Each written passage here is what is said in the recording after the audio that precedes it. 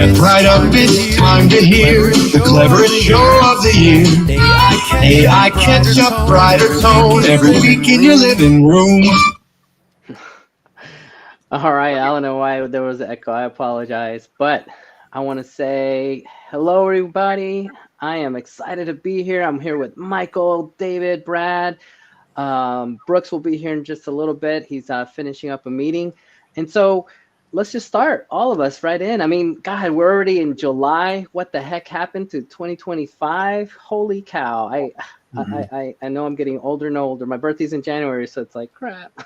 Another year's halfway gone. Brad. I remember, Harvey, we were having dinner with Brooks and Fernando in Vegas. David, you were there that night as well, in January for CES. And like you said, in 6 months, it feels like 4 years of software. Yeah. Yeah, I want to say up front, I feel blessed to have met David, Brad, Michael. You guys have been really fun guys to hang out with. And I know we've been on screens and have met, like Brad and I, for years. And then finally to physically meet, to take it out of that 3D space to actually physically like, hey, here we are today. So, and it's been a pleasure. I need to say that for all three of you guys. It's been a lot of fun meeting you guys and talking.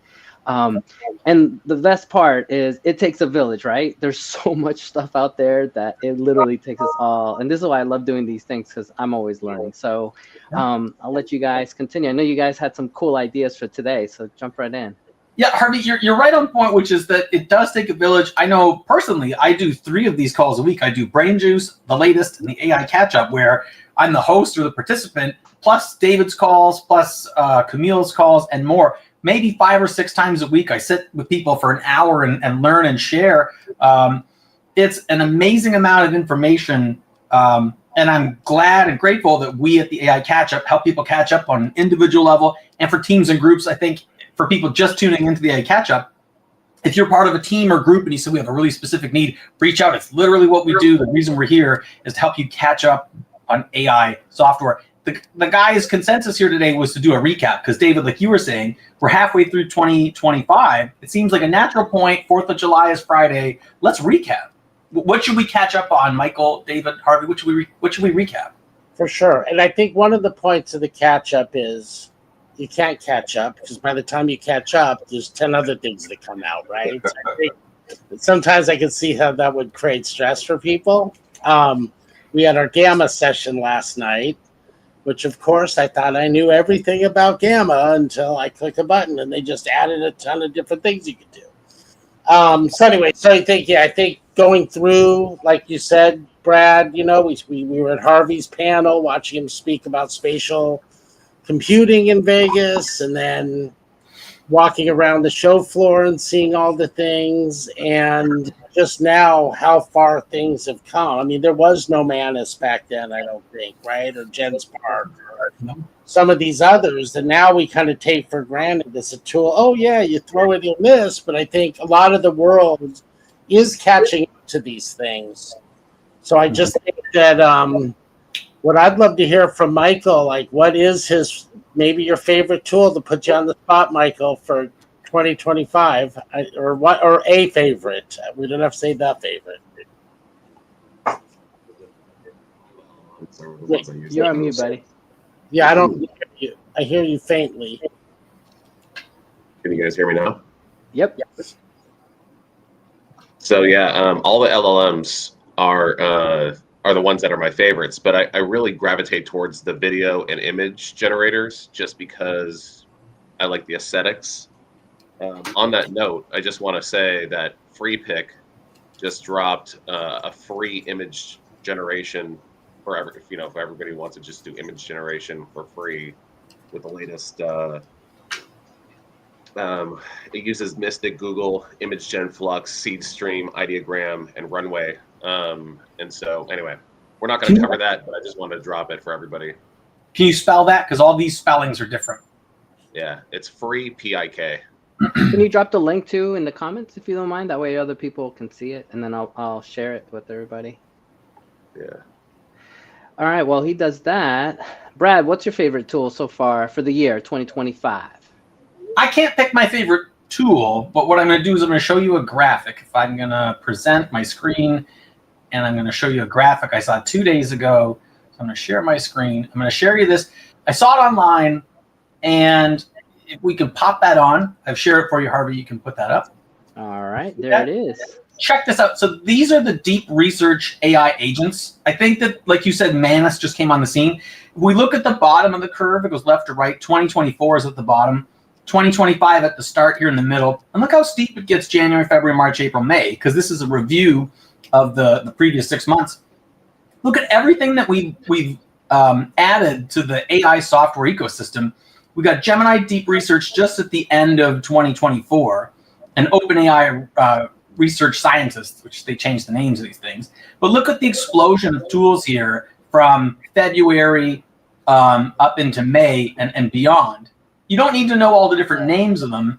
You might recognize Manus, you might recognize Copilot, you might recognize Grok and Perplexity and OpenAI Deep Research. You don't need to know all of them. The point is that these deep research AI agents, they're coming. They're here. They're on the rise. They're getting more powerful. They're doing more things. Catching you up on AI today is to say, be aware of it. They're going from 1 or 2 to 8 or 10 in a month, and it will get stronger.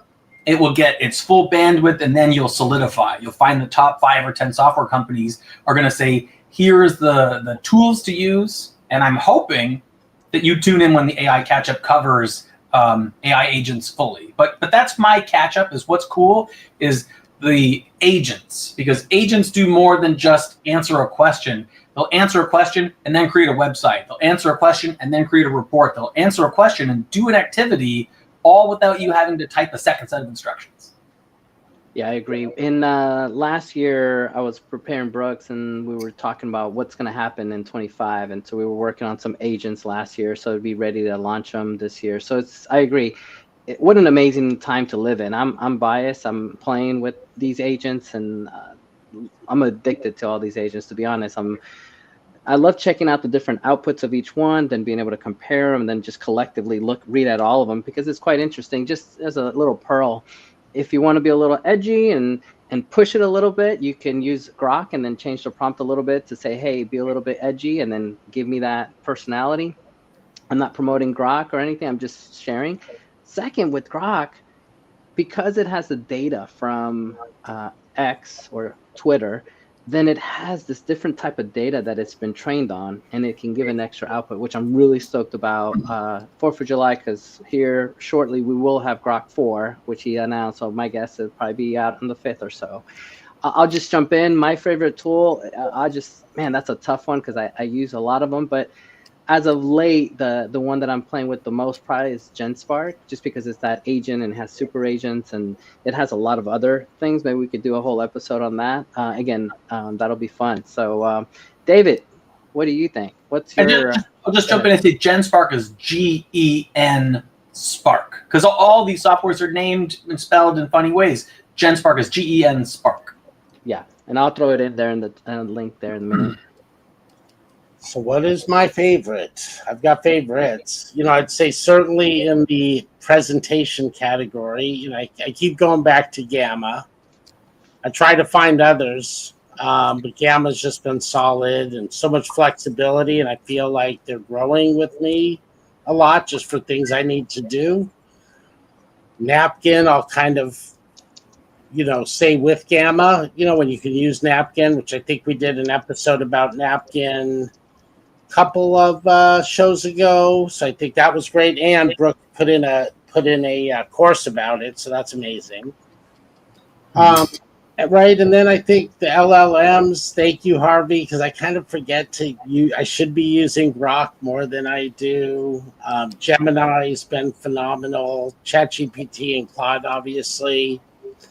But I think, so I kind of put those under an umbrella where I'll maybe use them for different things and play them off of each other. But we should probably do like an LLM show too, just because sometimes you are wanting to use different things for workflows and different things.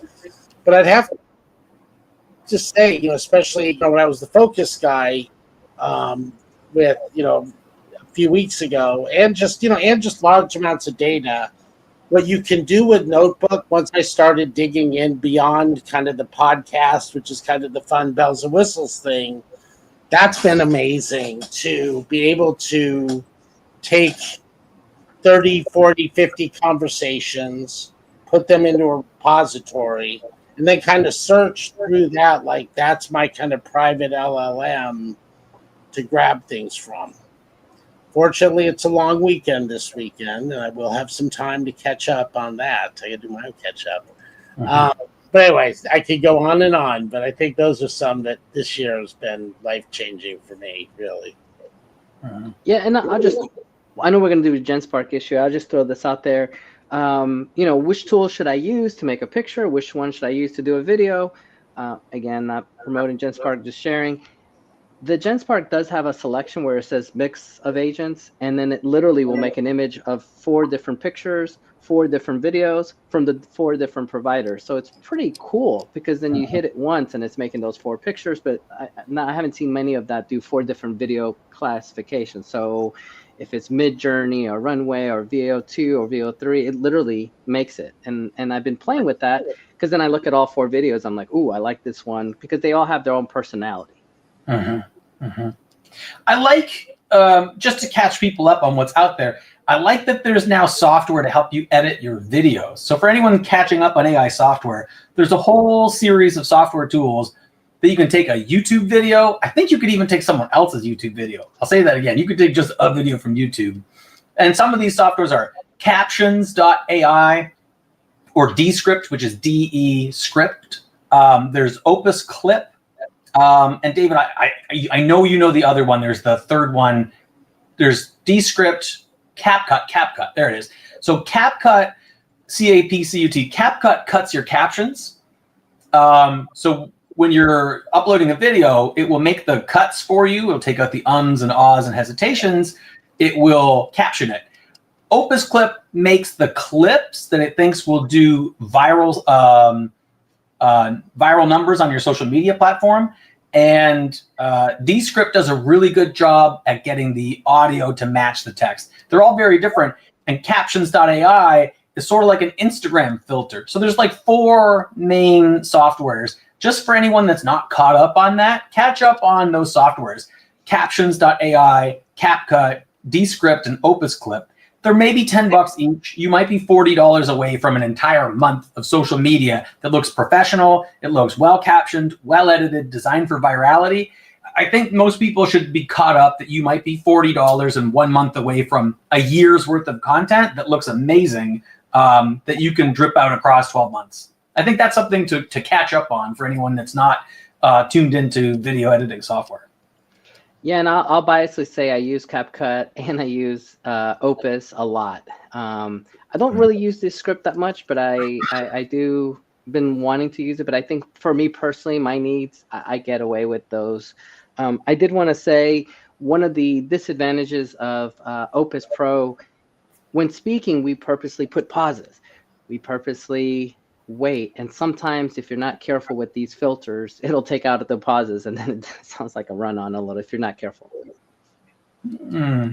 So I want to add that one thing that a lot of people aren't paying attention to and that they can get caught up on is the quality of local AI is getting significantly better. So if you download a local LLM or local image generator, they're getting really good. And these don't have the intellectual property problems and restrictions that you have with the major players in the cloud. So catch people up, Michael, because not everyone knows that local doesn't mean regional to their city geographically. Local means what? Thank you, Brad. I appreciate that. Yeah, to define local, it's an AI that's on your physical device, not tethered to the internet. So you download it and everything is run on your device locally. And it's on-prem, not in the cloud. So there's a lot. Like if you download Studio LM, you can get Llama 4, you can get Gamma 3. You can run these tools locally, and the quality of them, depending on how much horsepower your computer has, the hardware, Anyway, it's good. It's comparable. It'll give you stuff that you wouldn't necessarily get in ChatGPT, and the reason for that is they train those to not respond inappropriately. So there's more use cases that you can come up with.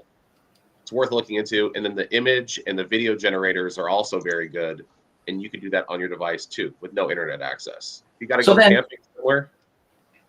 Yeah, I didn't mean to cut you off, but if you have highly sensitive data, phone numbers, social security numbers, bank account numbers, private information about people, you're using it all on your computer that's not connected to the internet, so you're not sending that to someone else's device. That's right. Yeah. It's perfect for confidentiality and security. Yeah. And then another simple use case, if you're traveling a lot or you're on the plane, you don't need Wi-Fi. You literally, it's on your laptop and you just go, which is kind of nice, because you can do a lot of stuff. And then for privacy, I'm 110% with you. Lawyers working on a patent, trademark, things that you don't want the LLM to know.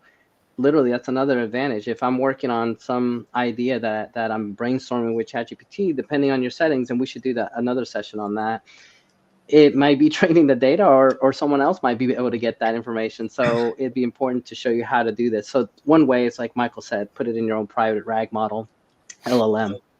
And Harvey, you're a medical doctor. You're not like Dr. GPT as if a brand name. You're a medical doctor in the United States. And so you deal with the technology of medicine and the medicine of technology. Yeah, it's crazy. Yeah, I feel blessed. Not to self-promote, but the goal here for me, my North Pole is how can we help people using AI in healthcare to give them better care, regardless of where you are in the world. And that literally is my mission. And I'm enjoying just coming up with different ideas, helping startups, companies, the country of Singapore, how to leverage these tools to really help humanity. So it's just it's a special something for me. And we have to keep remembering that we are in this bubble. We had a very senior technology person who's been in Singapore for over 10 years, come to our Witty Hong Kong event last night.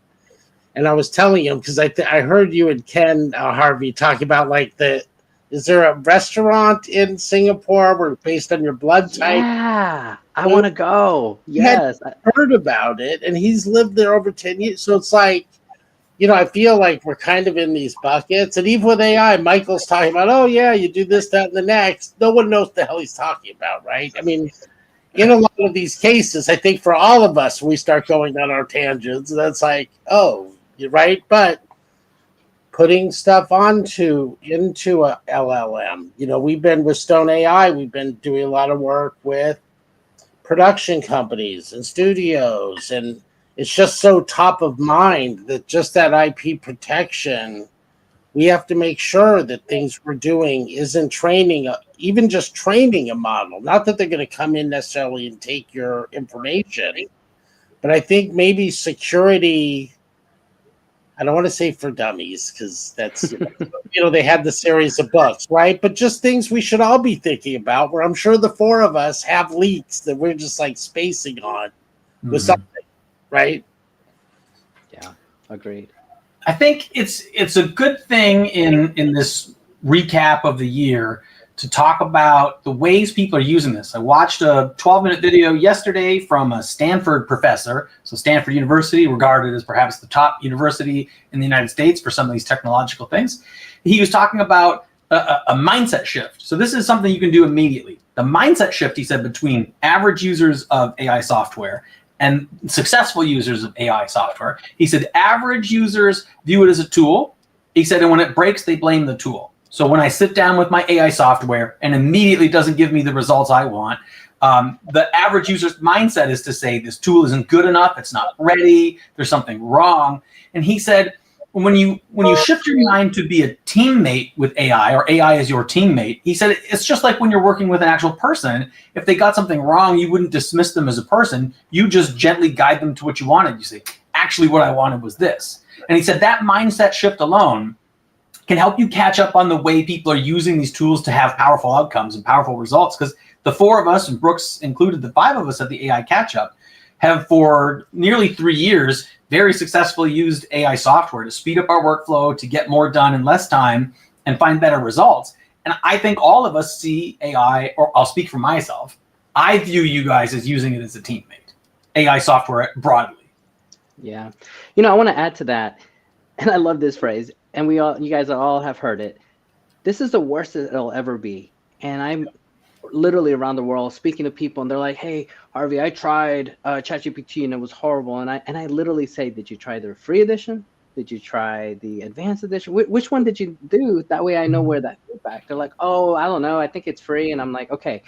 My analogy here, guys, is if you need advice, let's call it doctor. If you're going to come to me, are you going to ask an advice in medical to a high school student, to a college student, to a grad student, or a PhD student, or someone that has been practicing 20 years?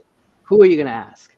Obviously, you're going to ask the expert, the 20 guy that's been doing it. Hopefully he's keeping up. As opposed, so that same analogy, why would you ask an AI that's at a high school level?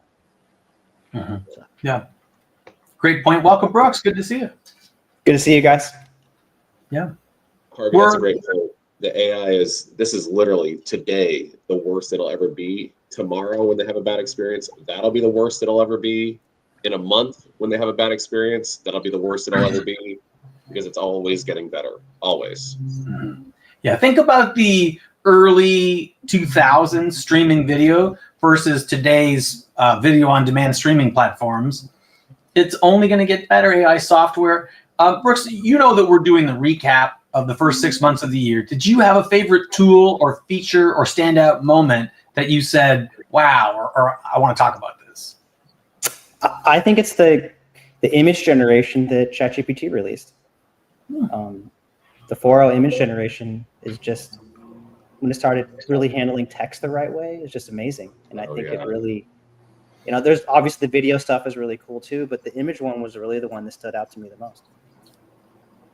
That's true. I literally did that this morning. I made an image with a project partner, and I didn't even think that it wouldn't work. I just said, okay, I want a poster with these words on it and these people, and it made it. Yeah. It's just crazy to me that these tools are to the point where they can replace, Adobe-based products, Photoshop and things that, and it makes it way more accessible to those that don't know how to use those tools, or maybe were, afraid to approach them. Maybe we should catch people up in the next 2 months on Adobe, because I know Adobe's making strides and a lot of people love Adobe. Maybe we should do a catch up on Adobe. I would love if anyone is a fan of Adobe, if they reached out in the comments while they're watching live or on social media and told us if you want to see Adobe, or if you want to see video, if you want to see, guys, what are the topics we kicked around doing in the coming weeks? Vibe coding? Yep, vibe coding. Yeah, I want to add something since you guys mentioned Adobe. This is kind of interesting, and it's perfect timing. You know how Meta and lawsuit and Claude lawsuit, and it's all about the rights of your data. What I love that Adobe did, and I have no stock in Adobe, is they literally paid the photographers for their data. They paid for that LLM, and when they trained it, it was all on information that was paid for and they can recognize. And hats off to them, because now they have a product that, say, we're doing something professional, we're going to do it in a book. We don't have to worry about 5-10 years from now being sued from something that may have been taken. I think that's really important to note. Yeah. Because many corporations use these software to publish public-facing material. Yep. Yeah. Well, we can see that a lot of other companies didn't avoid the lawsuits, whereas it sounds like Adobe will be avoiding the lawsuits, right? Mm-hmm. So, you don't know that. Do we know that, or they're just saying they're going to have the back of the people that use it, so that if you are sued, then they will protect you, and right? So, I think there just is a lot of vague language out there that we still just have to be careful until a lot of this stuff is resolved. I mean, when was it? Last week with the there were some decisions made, right? One with the graphic company whose name I'm spacing on. Help me, everybody. That used to just be on what, Midjourney? Midjourney. Thank you. Yeah. Mm-hmm. Right. So Midjourney. And I think it was Anthropic Yeah. Anthropic, right. So Anthropic, they said that if they owned the books, then they could train their models off of it. If they didn't own the books, so if they just kind of went into the web or some of these sites that you can get books, I think some of that, both sides are celebrating. So it's one of these things where, well, I'm not sure that it's like 100-0 on what the decision was. So anyway, still think it's unknown, and like it's important to track what you're doing. Yeah. I mean, I think that might be another good topic to just have a discussion just around, the fair use rules and, where the law is currently written around that. Because, that really was I think the Anthropic, outside of the stuff that they downloaded illegally, but being able to actually buy a book, tear it apart, scan it, and then train it into the model, they were allowed to do that. They're saying that's part of quote unquote fair use. And I know a lot of people may not quite understand fair use or know it, and it might just be a fair use discussion. Might be something worth having a conversation around. Right. Yeah. And I think, Brad, you made the point the other night. If you read these 5 books, now you're creating your book, and you're going to use knowledge that you used in life. Yeah. And some of it, you've learned things from those books, and now you're going to apply it. You're not going to plagiarize anybody, but it gave you maybe different perspectives, and now you're going to adapt it to a project you're working on. So with humans, that's not okay, but if it's a machine that then we're tapping into, right? So I just think there's a lot of it's vague. Yeah, I remember, David, I said that at Harry's Present Shock Hour, where we were in conversation about this very topic of rights. And, I pointed to the bookshelf over my shoulder, some of the books that I read at USC in my master's degree in professional writing. I said the curriculum at USC was to read some classic books from whichever years. I know I said in the moment some of them were from 100 years ago, but some of them were contemporary. One of them was The Brief and Wondrous Life of Oscar Wilde, which was at the Times a hit book. And the assignment was to read the book and then return and write just like that author. So they're like, with focus and practice, you as a person can write like anybody. You just have to focus in on what that sounds like and then repeat it. In the 2020s, we've used machine learning and AI software to do the same thing. It's not beyond human skill. I think that's something else to realize is this is not beyond your ability to sit down and write something like Shakespeare. It just might take longer. And I want to take advantage of people out there. Post whatever your favorite tool is in the comments, regardless if you see this a year from now, put it in there. Second, tell us what you would like to see for some of the upcoming episodes, because there might be something you're like, oh my gosh, X, because we may not even have heard of it, or we may have brushed it off and they made some updates and we're like, oh man, we didn't know that this happened. So do that for us. Right. And then the last thing I wanted to throw in the comments, in 23, I wrote this article, is ChatGPT the next is of the, back in the day, Napster of AI. It's the same parallel going on. So I put the link there for you to read, and then just check it out. So keep going, guys. Right. I think it's great to catch up on 6 months. There's so much to catch up on. I like that we do this every week. For anyone that's just really, really catching up, use ChatGPT. Use Claude, use Gemini, use Perplexity, use Grok, use Manus, use GenSpark, use Notebook LM, use Gamma, use Midjourney. Guys, help me out. What are the ones we're using? Use the bank to pay for all those subscriptions. You can get them for free. You can get Napkin AI for free. You can get Notebook for free. It's kind of like crack, man. They're hooking us up free, and then they're gonna throw the big membership on us here shortly. Well, and I think, look, we've talked about a lot of this, and I think number one is figure out what your goals are for the next 1 to 3 years, and then let us be the guinea pigs for a lot of these things, right? Which we can, and we'll certainly suggest you use different things. But I think it is figure out what you need to do. Don't get overwhelmed, right? People just walking in now, it's like, oh my God, I don't have time to try 10 things. I need one thing. So I'm trying to solve this problem, or spend more time with my family, or just get more work done, or serve my clients more effectively, right? I think everybody, if we can start there, I think that's where we can add a ton of value to people. And then they'll start naturally seeing how it applies to what they're doing. Yeah. And for any teams out there, reach out to Brooks or to the whole team. Anyone with a team, an organization, a group, a set of people who want to catch up on a specific software. If you want to learn to climb the AI ladder from the words to the rules to the tools, we'll set you up with the language that you need to know, the way that organizations are setting up in-house rules of how to use these things, the off-the-shelf tools that aren't hundreds of thousands of dollars, and then you can climb your way into organizational effectiveness. I've seen this time and time again, including with the Stanford professor video I watched the other day, a very contemporary and current video from a very prominent person. He said the first thing you need to know are the words.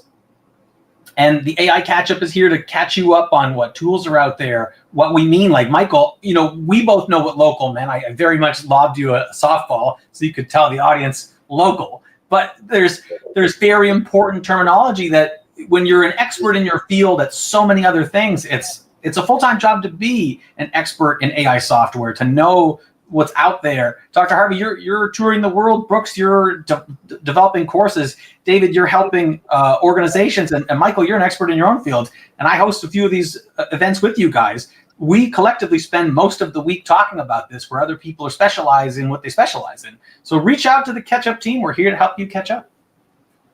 Awesome, guys. Awesome. Cool. Good show, guys. Well, I appreciate it. Yeah. All right, guys. Well, we'll see you next week. I'm excited, and we're going to have some really fun information for you, because I know we've been talking about it internally. So let us know again for what you guys want. And thanks for coming, guys. Really appreciate it.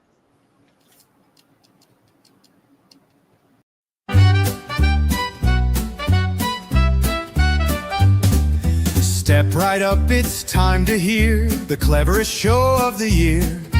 AI catch up, brighter tone every week in your living room.